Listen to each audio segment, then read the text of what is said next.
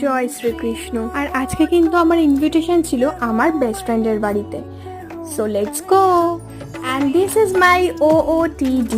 আচ্ছা বলো তো কেমন লাগছে আমাকে এই ড্রেসটা পরে? আর তারপরে কিন্তু আমি আমার বেস্ট ফ্রেন্ডের বাড়িতে চলেও এসেছি। আর এসে দেখছি পুজোর সমস্ত কাজ কিন্তু ও নিজে একা হাতে করছে।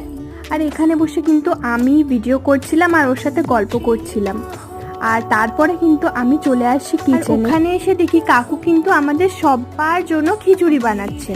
আর এই দেখো আমাদের গপু, কি মিষ্টি লাগছে না? আর তারপর শুরু হয়ে যায় পুজো।